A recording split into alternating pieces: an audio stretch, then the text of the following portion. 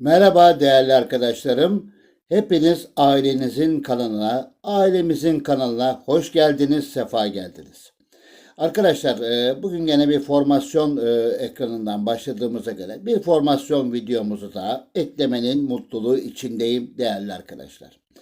Öncelikle e, Ramazan bayramına çok az bir süre kaldı. Şimdiden hepinizin bayramını kutluyorum. Hepinize güzel, hayırlı, ailenizle beraber hoş bir bayram geçirmenizi temenni ediyorum. Hayırlı bayramlar diliyorum değerli arkadaşlar.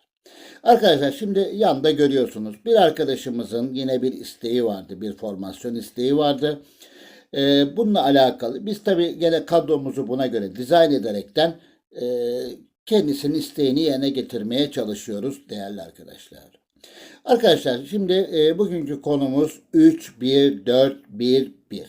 Tabii biz 3-1-4-1-1'i çok değişik formasyon dizilişleriyle oynayabiliriz ama ben tabii arkadaşımızın da direkt olarak şu veya bu demediği için direkt e, en uygun olacak şekilde ayarladım. Bu şekilde izah etmeye, anlatmaya gayret göstereceğim.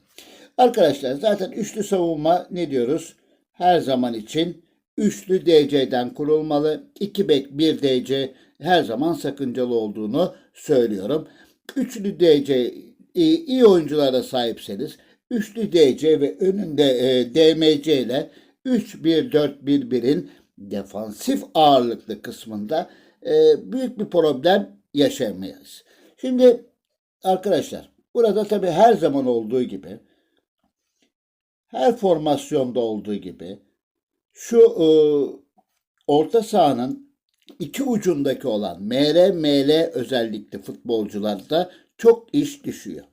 Yani burada tabii ki ikinci mevkileri bek yönünde olursa daha bir avantaj sağlayabilirsiniz. Diğer formasyonlarda da defalarca bahsetmiş olduğum gibi ileri ve geri olarak da burada özellikle genç futbolcuları kullanırsanız, çünkü bu alanı kullanacakları için, dolayısıyla bir miktar daha genç veya altyapıdan çıkardığınız genç futbolcular kaliteleri iyi, becerileri iyi, oyun tarzları da iyi olduktan sonra burada bir sıkıntı yaşamazsınız. Ama özellikle genç futbolcuya tercih etmenizi bu mevkiler için önemli öneriyorum değerli kardeşlerim.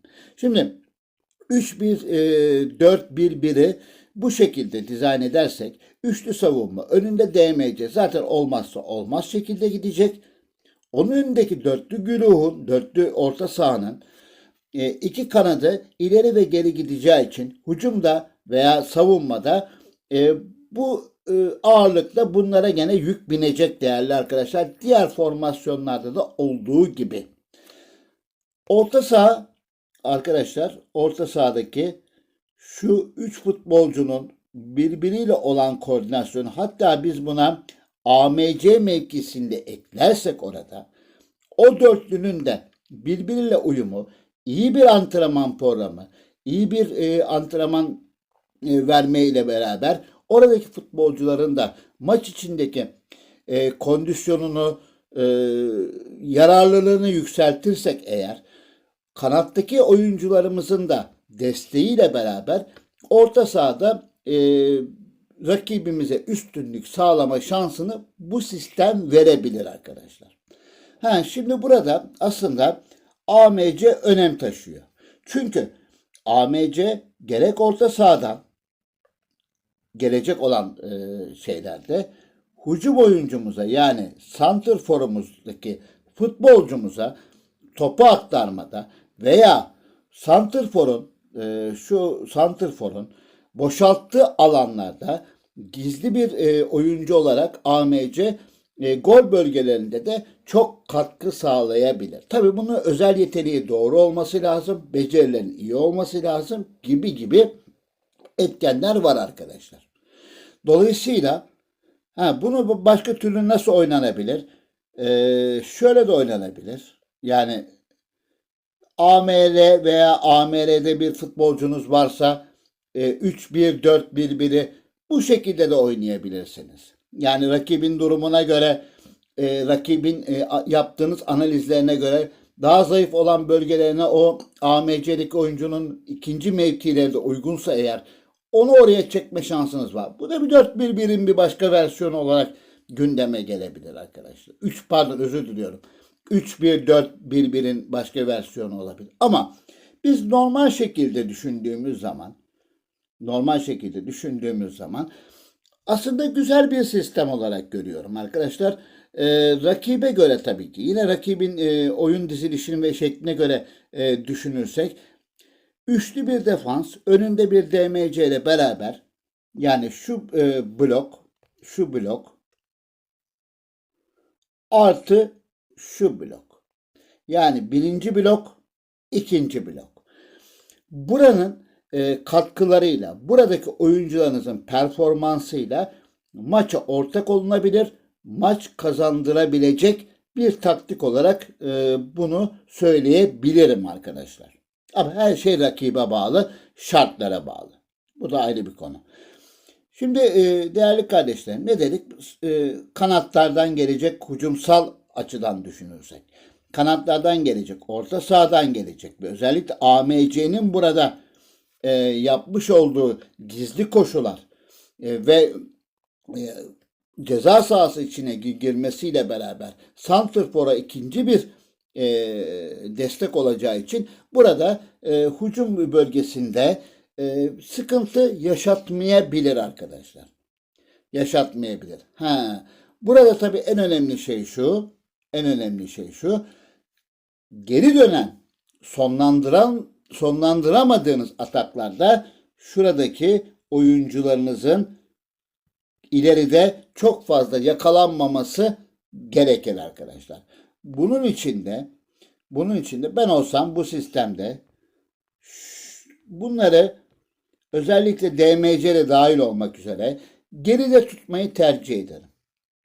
Mümkün olduğu kadar ileri çıkmalarını sağlarım. Zaten ileride 4 tane bir orta saha, bir AMC yani altılı bir grupla hücum ediyorsunuz. Dolayısıyla rakibin kaptığı veya sonlanamayan ataklarda geride de çok fazla açık vermeden rakibi karşılamak gerekir. Şimdi bu sistem güzel bir sistem dedik. Bu sistem arkadaşlar nasıl yapılabilir? Arkadaşlar savunma oynayabilir. Rahat savunma bu sistemde oynarsınız arkadaşlar. Sert savunma gene rakibe göre oynanabilir ama adam adama markaj yapacağınız için oyuncularınızın kondisyonlarının yorulmalarının daha fazla olacağını da lütfen unutmayın. Normal başlanabilir mi? Başlanabilir. Ama şöyle söyleyeyim, hücum oynayabilir mi? Yani sert hücum haricinde diğer varyasyonları deneyebilirsiniz arkadaşlar maçına göre. Pas yönünü kanatları eğer kanatlı bir yani AML gibi 4-1-1'in ucundaki o biri forvet arkasındaki biri o şekilde kullanmayacaksanız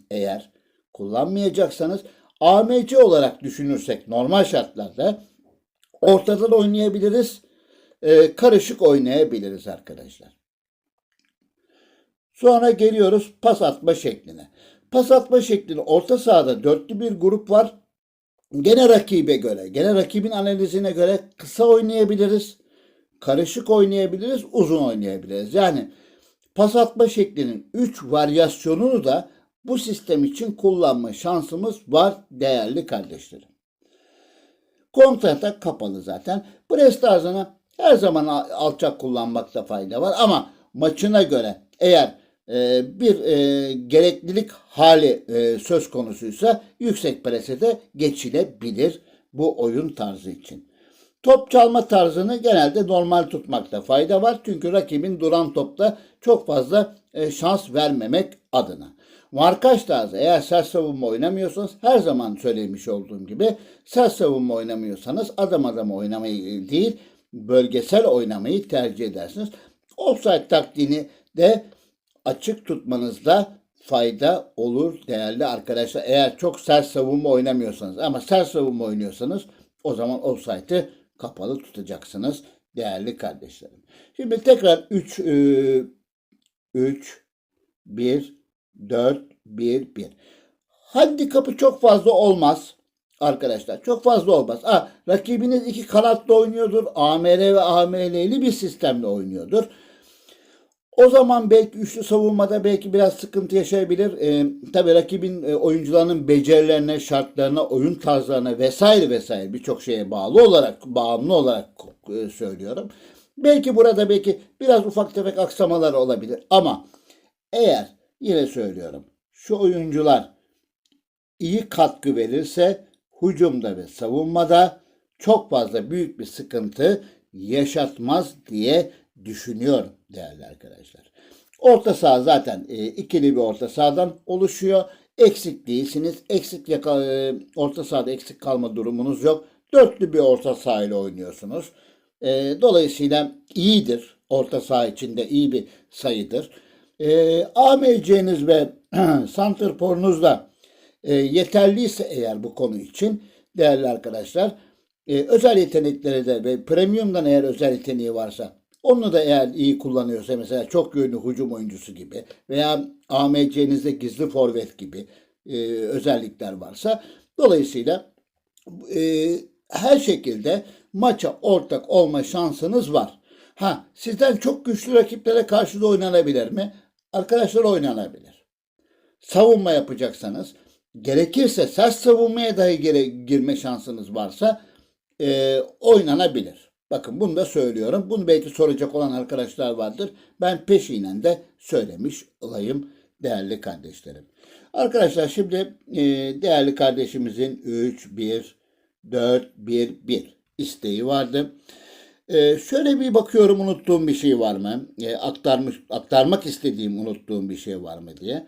Yani üçlü bir savunma gayet güzel. Şimdilerde zaten moda. Herkes dörtlü savunmadan ziyade üçlü bir savunmaya dönüyor. İleride bir adamı fazla kullanmak adına. DMC zaten öneminden hiçbir zaman bahsetmiyorum. Aşikar. Önemi çok büyük. Dolayısıyla doğru özel yetenekli, doğru tarz oyuncular seçerseniz bence iyi olur diye düşünüyorum. Ama yine işin döneniyor. Şu kısım, bu kısım ve buradaki oyuncu. Yani bu oyuncu her zaman iyi olmalı. Buradaki oyuncularınız iyi olmalı. Kanat oyuncularınız iyi olmalı. Ve AMC'nizin de iş yapar iyi bir AMC olması pardon özür diliyorum. İyi bir AMC olması gerekir değerli arkadaşlar. Şimdi arkadaşlarım evet yani kısaca olay bu.